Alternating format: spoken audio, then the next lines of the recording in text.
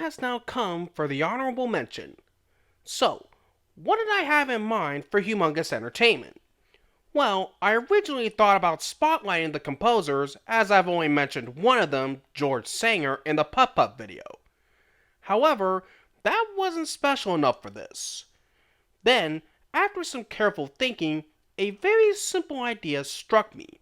To spotlight not just the composers, but also everyone else who helped bring the games to life. So, that's what we'll be doing.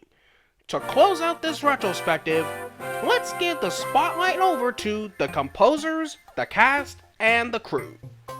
Now, the way this will go down is like this. For the composers, we'll start off with the lesser ones, then move up to the more well-known names, while also giving highlights of each of their respective works. As for the cast and crew members, since there were a lot of people that put a lot of work into the games, we will be spotlighting the most notable members of each. So, with all of that out of the way, it's time to get this thing started.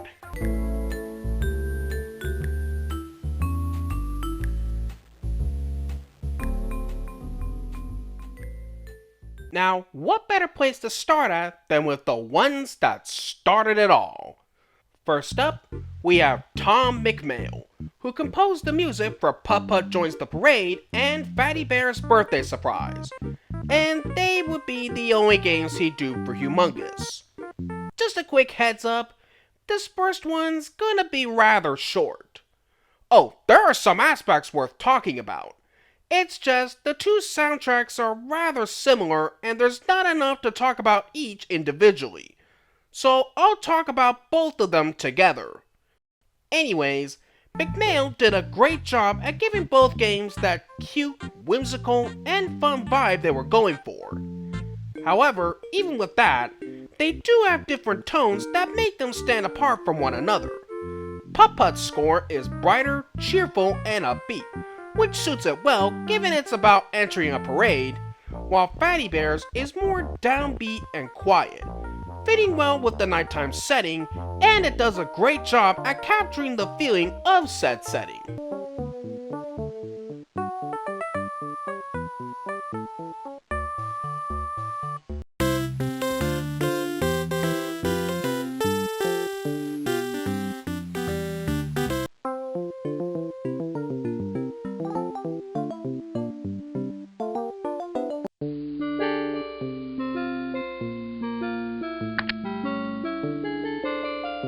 There's the measuring cup. I can measure things for the cake in this. I found the letter P. Overall, McMail did a great job with Putt Putt and Fatty Bear's soundtracks, making them stand apart from one another. It's a real shame he didn't continue to do more music for Humongous. It would have been interesting to see what else he would have brought to the table.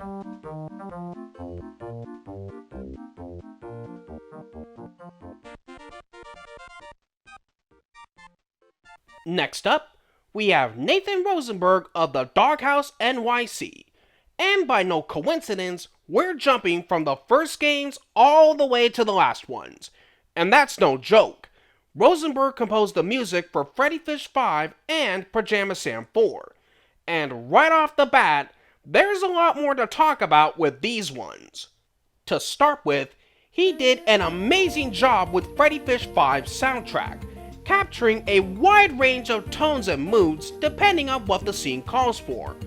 From the peppy, fun, and upbeat tunes when one is traveling in and out of town and parts of Coral Cove Park, the appropriately fitting militaristic sounds of Marge's bass, to the sci-fi vibe of Casey's lab, the jazzy vibe of Nick's Knacks, the sophisticated feel of the mayor's office and Clyde's barbershop, and the mysterious and unsettling feelings of the shipwreck, the first hub of the park, and especially the Jawfish Hole, Tetra Cave, the Crevice, and Marty's house.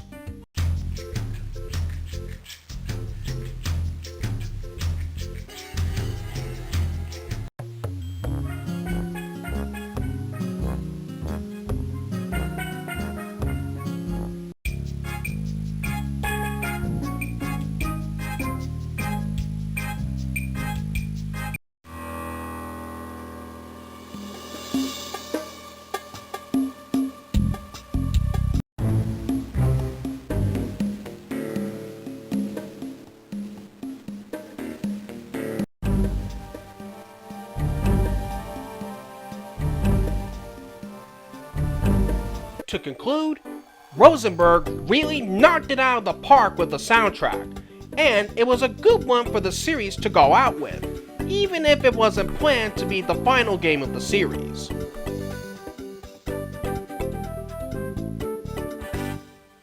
As for Pajama Sam 4's, for all of the game's faults, its score was certainly one of the better aspects. It does a fairly good job at conveying the whimsical, upbeat, weird, and otherworldly vibe, while also including a sort of jazzy blues feel. Many of the cues work well in invoking the mood of each area, like with the gum cave or the chest bleachers, and it can sometimes get a bit engaging. However, there are some cues, mostly at the beginning, that do sound a bit on the melodramatic side. Also, the song's musical number, while not bad on its own, feels very out of place, and just seems rather pointless to have one when there aren't any other numbers in the entire game. Though there was going to be a reprise of it for the Two Socks reunion. And the trading cards cue, while pretty decent, can get very tiresome, since it plays every time the player collects a card.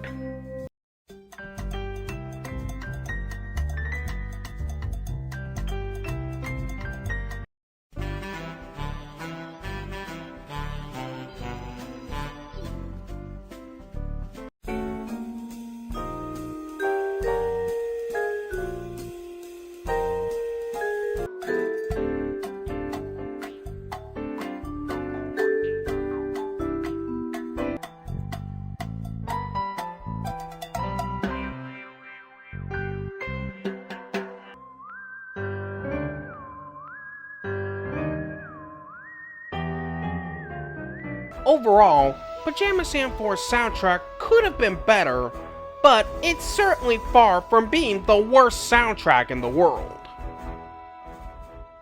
Next, we're actually going to be sticking with the Doghouse NYC for just a little bit longer. Yeah, it wasn't just Nathan Rosenberg that worked with Humongous. The company was primarily responsible for doing the music for many of the later Backyard sports games, and they work fine for each respective entries, but they don't have the same fun energy of the earlier ones, and just comes off like your average sports game soundtrack. That being said though, this is not to say that they're all bad. On the contrary, there are a few cues that do stand out, including but not limited to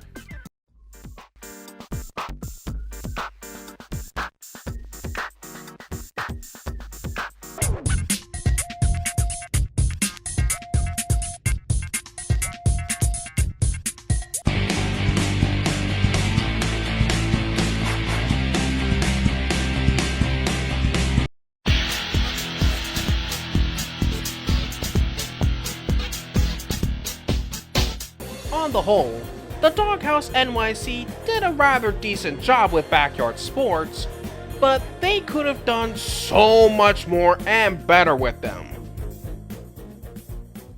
Oh, and while we're still on about Backyard Sports, up now we have Rhett Mathis. He did the scores for many of the early entries, including the original theme music for All 30 Kids, the Hall of Fame, and the menu.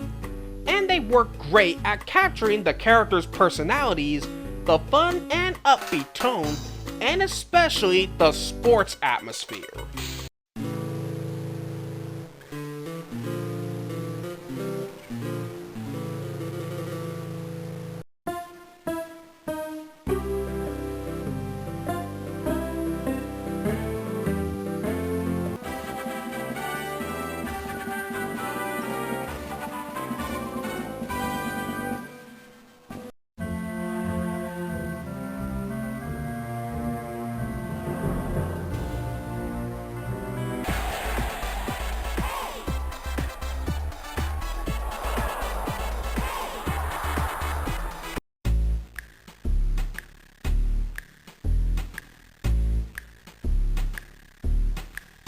The only other game outside of Backyard Sports that he did the music for was Putt-Putt and Pep's Balloon-O-Rama, and he actually did a good job with it, It really works in making it feel fun, bright, upbeat, and, no pun intended, bouncy.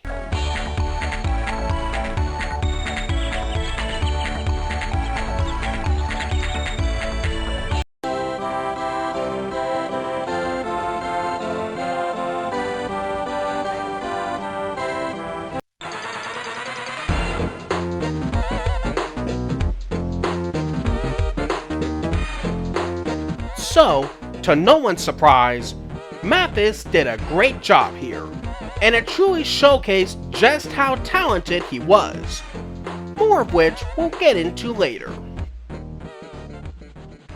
Up next, we have Scott Lloyd Shelly. He did the music for the two Big Thinkers games, as well as Spy Fox Hold the Mustard, Putt Putt Joins the Circus, and Pajama Sam Games to Play on Any Day. Shelley did a great job at both giving and capturing the individual tone of each respective games.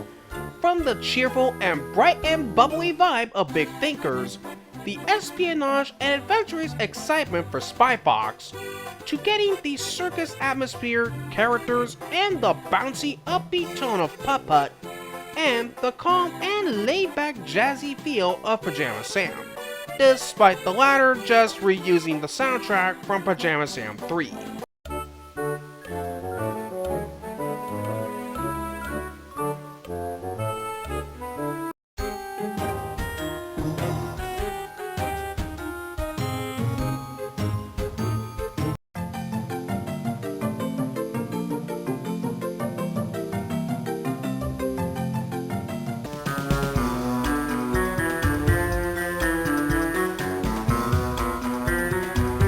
All in all, just as everyone before him has done, Shelley's pieces work very well in invoking the feel of each game's distinctive worlds and areas. Alright, now we're getting into the more well-known composers. Up now is Thomas McGurk. By far, out of all the composers, he contributed to the most games in Humongous' catalog, and he did an incredible job doing so. From bringing a perky and musical feeling to Freddy Fish 2, the tropical and bright sunny vibe of 3, the western setting of 4, going with a more casual country feel for Putt Putt Enters the Race, to a few cues from some of the backyard sports games, and along with Jeff Kirk, getting the quirky, exciting, and fun-filled mission feel in Spy Fox 2 and 3.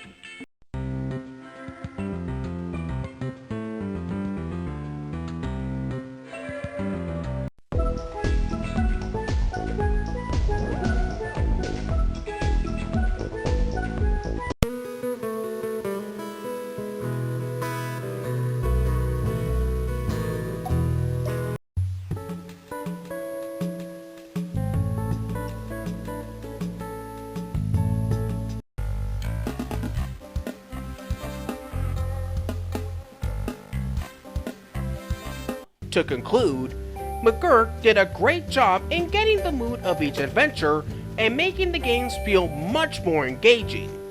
Again, it's amazing he did the music for so many games and was able to deliver a different feel for each. Next, we've got Julian Soule. He truly knocked it out of the park with his music, nailing the Bond-inspired style for Spy Fox, the industrial and work environment feel of Pajama Sam 2, and how he was able to work in previous cues for two of the one-stop fun shops and Pajama Sam's Lost and Found, as well as the new compositions done for the latter.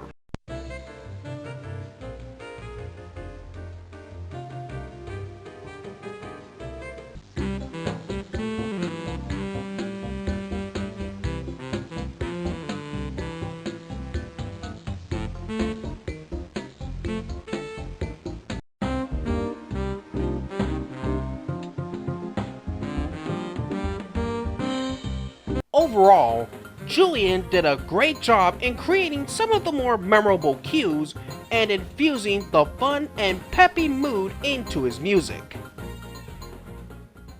Well, speak of the devil, Up next, we have Julian's brother, Jeremy. He too did a great job with many of the compositions he did. The fun and various vibes of the stages of Dog on a Stick, Maze Madness, Water Worries, Sockworks, and Lost and Found, along with Julian.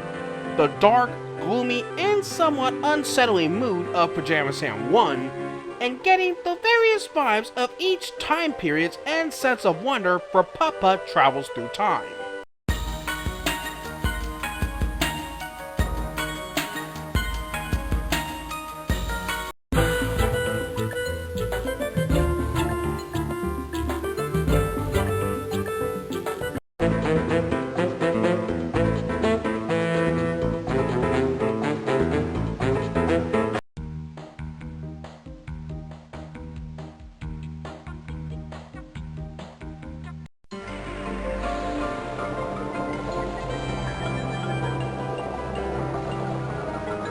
All in all, like Julian, Jeremy did a great job in getting the fun and peppy feel, and again that sense of wonder, while also bringing his own spin to the games.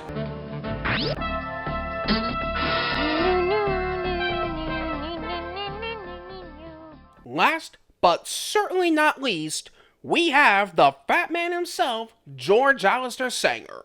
He helped set the standard for the music which the other games would follow suit, from setting the upbeat and otherworldly feel in Putt-Putt Goes to the Moon, the sense of urgency and foreboding feeling in Freddy Fish 1, the various themes for each area of the zoo in Putt-Putt Saves the Zoo, literally doing the theme for the junior field trips, nailing the move for the Isle of Mop Top in Pajama Sam 3, and performing the invitation song in Pep's Birthday Surprise.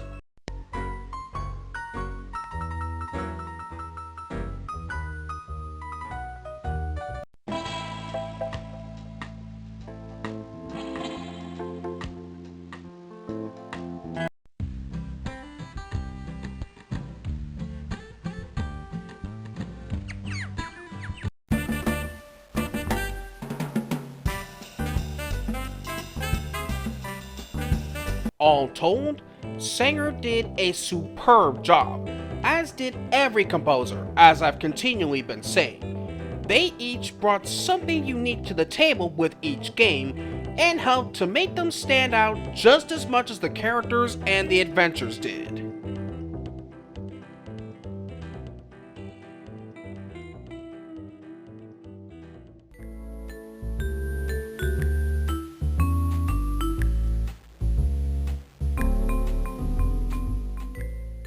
Of course, the music is only one component in making the games work. There's also the voices that help bring the characters to life. First one up is Ken Boynton. He was one of the most versatile actors Humongous had with them, as he played a wide variety of side characters in many of their games, including... Be sure to check out the Spy vending machine too, Spy Fox. I've stocked it with a plethora of useful gadgets. Pardon me, sir, but just where do you think you're going? On board? Sir, you are obviously making a little joke. Step right up, gills and buoys, for the most amazing carnival under the sea. You remember the terrific Tumble-Tooth ride last year? Well, what we've got in store for you this year is even better. Flaky, Inspector, it's nice to see you. Employee of the month? They like me. They really like me. Up next is Gina Nagy, aka Anita Montgomery. She was primarily the voice of Monkey Penny for all of the Spy Fox games. The only other character she voiced was Poodles Galore in Operation Ozone. However, even with only 2 characters, Nagy did a great job with them, bringing a confidence and know-how to Monkey Penny and the sophisticated but also wild and crazy energy for Poodles Galore. We believe Plato Pushpin, the cosmetic rocket scientist, has been abducted by Poodles Galore. He's the only person with the knowledge to stop this orbiting aerosol can. I was destined to be the reigning Baroness of Beauty. Even as a child, I knew how to accessorize. Next, we have Mike Shapiro. He did only 4 characters for Humongous: Ben Brightly in Big Thinkers, Merlin the Magician in Putt Putt Travels Through Time, Johnny Gecko in Spy Fox and Dry Cereal, and Andrew Glimmer in Pajama Sam 2. Even with a small pool, he is quite a talented actor, as he's got plenty of range with the various characters he did. Some nouns and verbs are missing from this story. Help me pick some new ones. Well, everything appears to be in order. I guess I'll have to give you a rubber band. Do not tell me. Ah, yes. You must be from the future. No. Thank you, Mr. Too Cool for a Foxy White Suit Jacket guy. You are beautiful, baby. Don't go changing now. Up now, we have Cathy Levin.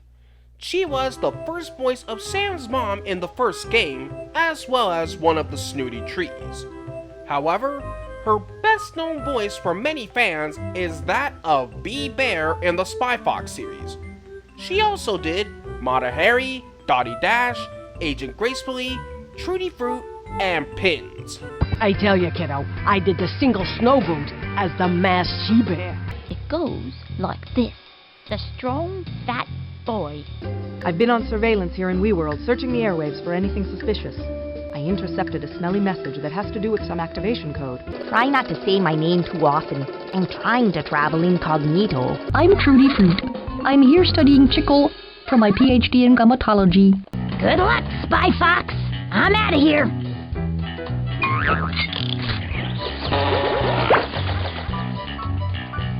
Plan B. Next, we have David Scully. He provided several voices for the Spy Fox games: Captain Drydock, Gilbert, and Mr. Waltz in Dry Cereal, Napoleon LaRoche in Some Assembly Required, King Conglomerate in Hold the Mustard, and Bobby Llama in Operation Ozone. However, he is probably best known as the voice of Carrot in the Pajama Sam games, as well as Darkness. Because that there is the sea, the final frontier, and my voyagers on the SS Winterprise. On a 25-year mission to seek out new sea life and new civilizations, I boldly went where no raccoon has gone before. So Spy Corps has sent the famous Spy Fox to try and stop my plans for world domination. This mask belongs to the people. I've got to stay here and keep the general from declaring war. So somebody needs to find the other 4 delegates and get them here. They must have run into trouble, or they'd be here by now. You're scared? I'm the one who's going to be stuck in the box. Oh dear, no one ever wants to come over and play fun games with me. Now, we've got Scott Burns. Whoo boy, if you thought Ken Boynton was versatile, Burns takes the cake. He was essentially the Mel Blanc of the group, because he did a lot of the male side characters in nearly every game. Which characters did he voice? There's a lot of work to do before Kayla wakes up. I want to make her a big, beautiful birthday cake. Oh, will she ever be surprised? I've been meaning to get that recycled. Say, Putt-Putt, if you wouldn't mind, could you take it to be recycled for me? I'm a great Putt-Putt. Hey, Putt-Putt, I'm getting a little low on produce. How'd you like to do me a favor and go out on the farm and tickle me up some more, huh? It's my wacky cat Bonzo. He ran down this this hole, and now he won't come out from under the house. Are you kidding? I owe you. You're the guy who brought me back from the moon. I was just putting the finishing touches on my time portal. No one gets past Eddie the Eel. Well, it all started as a typical day at the office. When you're as important as I am, you're constantly fielding international cattle calls and reviewing grazing reports. You need Russian blue followed? I'm your bug. I'm on her like fleas on a dog, or a cat, as it were. It's me, Mickey Hollandaise, top banana for all your comedy needs. May I have the spotlight, please? And those are just some of the notable ones. Okay, now we're getting into the title characters. First one up is Bob Zenk. He was the first voice of Spy Fox for Dry Cereal and Cheese Chase. But that's not all. He also did Outback Al, The Toll Bridge, Bert the Pencil, and Mr. Crankcase. Jackaroo, you're on! Of course, we can't open the zoo until they're all rescued, so I'm counting on you, Putt-Putt. So what do you think of SkyCorp's new Greek Island Mobile Command Center? Impressive. Disguising it as a half-buried boat in the middle of the town square was a stroke of genius. Nobody would ever notice that. However, he wasn't the only one to voice Spy Fox, which brings us to Mike Madeoy. Now, to briefly recap, Bob Zenk moved out to Hawaii when some assembly required was in production.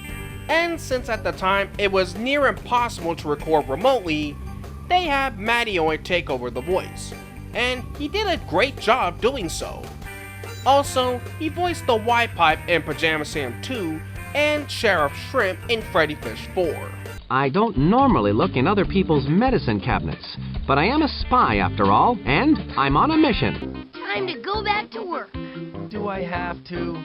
Of course you do. Why? Sheriff Zachariah Shrimp is in your debt. If there's ever anything you need, why, you just ask. Up now, we have Jason Ellefson. He was mainly the first voice of Putt-Putt for the first 4 adventure games and the 2 junior arcade titles. The only other notable character he voiced was Jason at the start of Freddy Fish 1. Oh my, it's a marching band. Right now we're a sitting band. Yeah, how can we march without any music? I think I can help you. Beep, beep yourself. Hot ziggity! Is this ever gonna be fun? Excuse me, I'm Putt-Putt. I'm visiting from the past. I thought this was a library. Where's all your books? Unfortunately, change would inevitably be afoot. Enter veteran voice actress Nancy Cartwright. Ellefson was beginning to hit puberty when he was doing Travels Through Time. Thus, his voice was no longer a good fit for the character, so they brought on Cartwright to take over the voice. And she did a pretty decent job playing the character. Oh, the Speedway drivers sing this song. Zoom, zoom, zoom, zoom. Speedway track is 5 miles long. Zoom around all day. Hey! Here, goaty, goaty. Here, goat. That did the trick. Well, thanks, partner. Next up is Annette Tutongi. She did the voice of Freddy Fish, and was the only voice actor to hold on to the title role for all of the games in the series. She was also Sprinkles and the librarian in Pajama Sam 3. We need to find Grandma Grouper's treasure chest because that's where the kelp seeds are. If we don't find them soon, all the fish are going to die.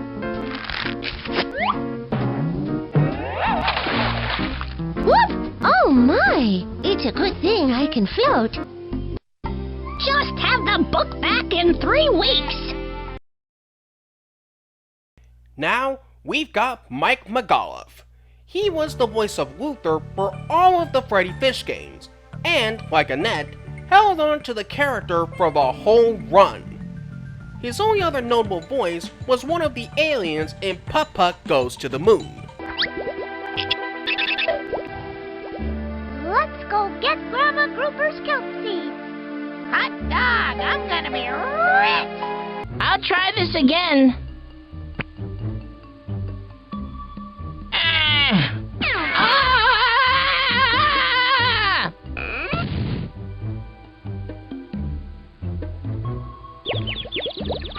Victory! Game over. You won all 5 glowing moon crystals. Up next, we have Pamala Adlon. She was the voice of Pajama Sam for the first 3 adventures, the junior arcades, and games to play on any day. And she is especially notable for being the first big-name voice actor in the Humongous cast. This is is a job for Pajama Sam. Did you want to suggest a new type of weather? What about room temperature snow for the summer? Oh, we've already got that. It's called mud. I never thought of that. That ought to just about do it. Thanks for all your help, Sam. Hey, what do you say? Shall we fire it up? I'll let you do the honors. Sure. But she wasn't always fully available. Which brings us to E.G. Daily. Because Adlon was busy doing other projects at the time Sockworks was being made, Daly was brought on to play Sam, and she did a good job at replicating the raspiness and little boy quirks Adlon brought to the character. Whoops, I guess I must have fallen asleep. That was a great dream, but I better get to work on those socks now. Mom said to have them done before school. Next, we have Elisha Ferguson and Michelle Thorson. For those that don't know, because of Humongous' financial struggles and the fact Pajama Sam 4 and Pep's birthday surprise had lower budgets, they couldn't afford to have either Cartwright nor Adlon to reprise their respective roles. So Ferguson took over Sam while Thorson did Putt-Putt. And to repeat what I said in those videos, I'm certain they both tried their best, but the final results were not very good. Wow, what a great idea! And how about we throw him a surprise party? Pep loves surprises. Now do you understand my position? I think so. You're sad because you can't be together with the other blue sock, because you're dirty and the other one's clean. Lastly, we've got the Bad Animals cast of Backyard Sports, including Jen Taylor as Sunny Day, Billie Jean Blackwood, Luelle Louis and Maria Luna, Dolores Rogers as Vinny the Gooch, Earl Grey and Ernie Steele, Dex Maley as Pablo Sanchez, Ricky Johnson and Barry the J, Kiemelise Budick as Sally Dobbs and Vicky Kawaguchi, Cathy Faulkner as Ashley and Sydney Weber, Mary Jo O'Donnell as Jocinda Smith and Keisha Phillips, Sally Lindberg as Dmitry Petrovich, Lisa Crockett, Mikey Thomas, Stephanie Morgan, and Tony Del Vecchio, Nick Austria as Marky Dubois, Kathy Henson Garrick as Dante Robinson and Ronnie Dobbs, Mark Lund as Ahmed and Amir Khan and Jorge Garcia, Shelley Reynolds as Pete Wheeler, and Corey Shenango as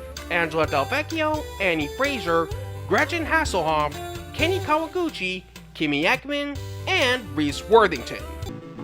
Me gusta el béisbol más que las tareas de la escuela. Vamos a jugar. I'm the only girl in my family. I've got 4 brothers and they all love sports, so I grew up around baseball and basketball, so I know the rules pretty good. I'm in the 3rd grade, but I tested into the 5th grade, but my pop, he wouldn't let me move up because he didn't want me to make my brother Tony feel like a knucklehead. He says, Angela, sugar, you're a good kid. What you need to go making your brother Tony feel like a knucklehead? And then I says, hey, Pop, don't sweat it, you know. And he says, here. My mama says I got a bottomless stomach and a hollow leg. Now, I don't know much about anatomy because I'm just a kid, but that doesn't sound right. But whenever I ask my doctor about it, she just laughs. So do me a favor. The next time you go to your doctor, ask if it's possible for a kid to have a bottomless stomach or a hollow leg. Because I got a feeling I'm the victim of some kind of conspiracy or something. Overall, every voice actor did an amazing job at bringing the respective characters to life and giving them distinctive quirks, qualities, and personalities. That there is something truly admirable and awesome.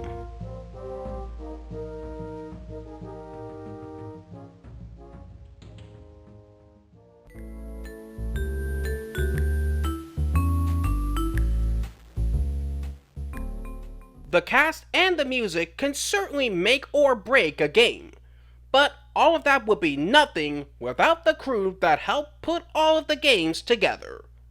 Of course, we have to start off with the people that first got the ball rolling, Ron Gilbert and Shelley Day. they weren't just running the company and getting all the necessities like securing funding and getting the license to the Scum engine from LucasArts. They were also contributing ideas, including Gilbert helping out with the story for Freddy Fish 1 and coming up with the initial concept that would become Pajama Sam, while Day created Pup-Pup from a series of bedtime stories she thought up. But they weren't alone on this. There's also Brad Carlton.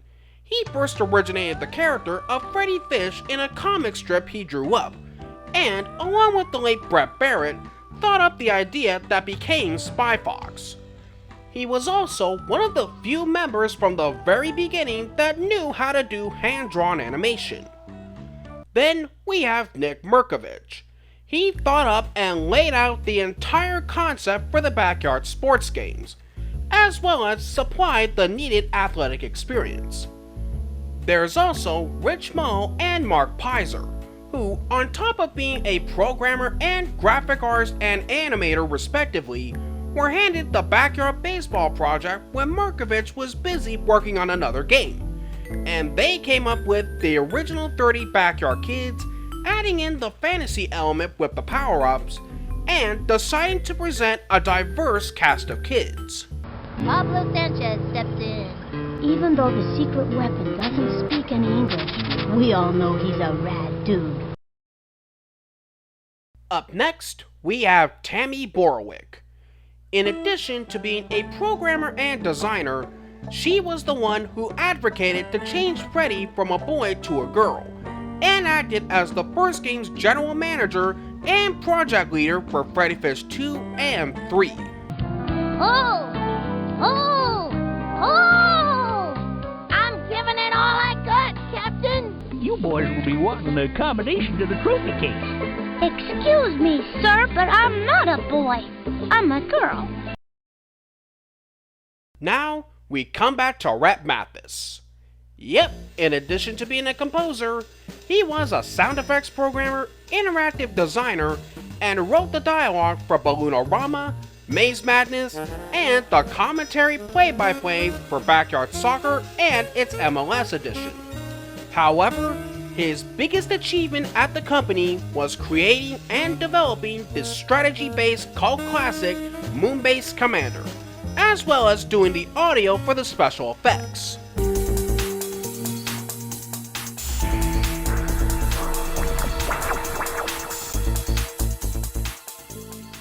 Up now is Rafael Colonzo Jr. He had worked on the art and animation for the Junior Field Trips, 4 of the Pup-Pup games, nearly all of the Pajama Sam games, and was a lead designer, did the game design for, and was interactive game designer for several of the Backyard Sports games. But most important of all, he was the one who came up with Pajama Sam's name back when he was still called Pumpkinhead Boy. His interests include skydiving, channeling ancient spirits, and stamp collecting. I don't collect stamps. You're making that up. Takes a poke check, tries to knock the puck away. Takes a stab at the puck. What a check by Buddy Check. Up now is Bret Barrett. On top of co-creating Spy Fox, he was primarily the programmer for many of Humongous's early titles, and also worked as the interactive designer for Putt-Putt Saves the Zoo and Putt-Putt Travels Through Time.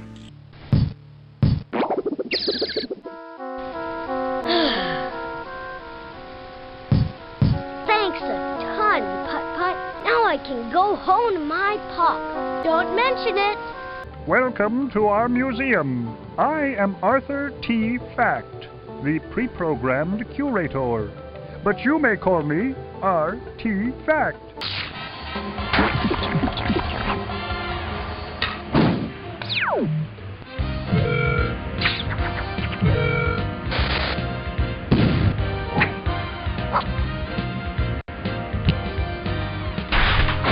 The laser toothbrush makes impervious steel doors pervious. Next is Tom Very.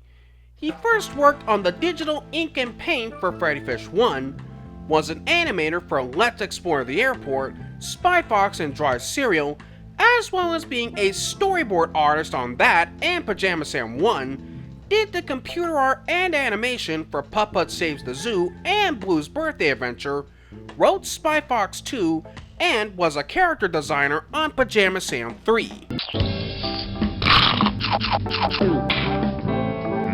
Yum! Grandma Grouper's famous peanut butter and jellyfish sandwich. I guess I could let you get past. Good luck finding Grandma Grouper's kelp treasure. Now up is Lee Very. She began by doing the digital ink and paint for Putt-Putt Saves the Zoo, then was a clip point artist on Dry Cereal, did the computer art and animation for Blue's Birthday Adventure along with Tom, and was the one that performed the Poodle Menace on the Spy Fox 3 soundtrack. He lives his life where danger dwells. He spends his days in peril. He gets the clues that solve the crimes. He always helps his fellow man. Next up, we got Ron Goodfellow. He was responsible for doing much of the package illustrations and also some of the manuals and activity books, was the lead graphic designer on Freddy Fish, served as illustrator on Spy Fox 3 and Freddy Fish 5, the 2D animation for Backyard Hockey, storyboarded the credit sequence for the 2003 edition of Backyard Baseball, and did the background layout and paintings for Pep's Birthday Surprise and Pajama Sam 4. You got the 20 clams you owe me, Gil? Not exactly. A magnet might be useful. How much is it? It's free. Consider it my gift to you for helping fix my sign. Hi, you there, with the prickly pear! Prickly pear? What prickly pear? The X-ray machine shows that you have a prickly pear. Now all prickly pears stay in the prickly pear ranch. Those are the rules.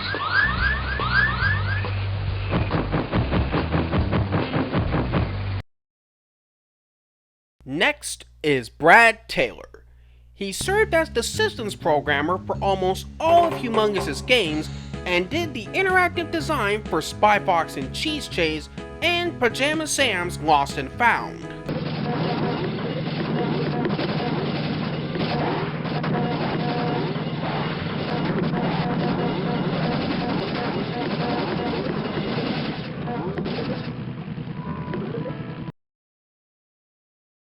Next up is Chad Verrill. He did the Junior Sports Network testing for the first Backyard Football, the online Q&A testing on Backyard Baseball 2001, worked on the online team for Backyard Basketball, assistant designer online for Backyard Football 2002, and served as one of the testers on Moonbase Commander. Oh, hey. Whoa! Looks like the offense just used a devastating sonic boom play to knock the defense flat. The 40! The 30! The 20! The 10! The ball is over the line!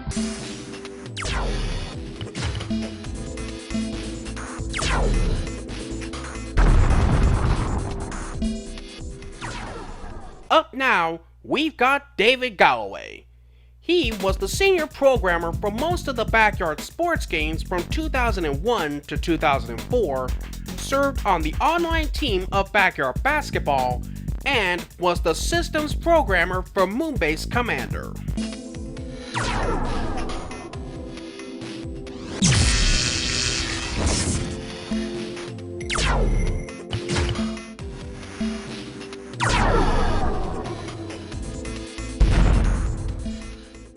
Last, but definitely not least, we've got Scott Whalen. He served as the Vice President of Online Game Development for both Humongous and Cave Dog Entertainment.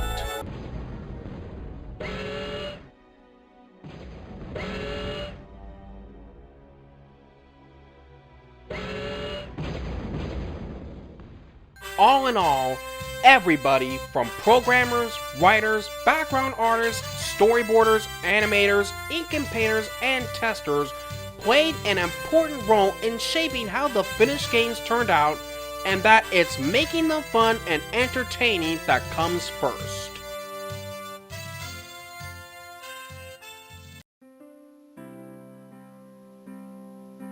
Humongous Entertainment was truly a company that came in at the right place at the right time.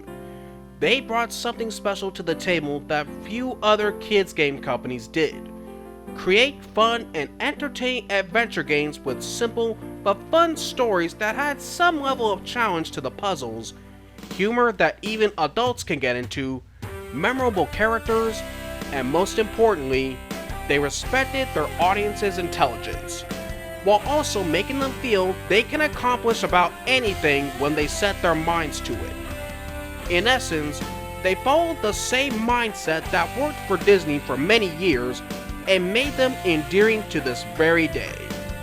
Even 30 years on, they're still as fun and entertaining as when they were first released. To quote their early slogan, they made software that doesn't underestimate your child. So, to all of the people of Humongous Entertainment that helped bring the games and the characters to life, from the bottom of everybody's hearts, we thank you for creating and giving us an unforgettable experience. I hope you all enjoyed this incredible journey into the history and the various worlds of Humongous Entertainment. Thank you.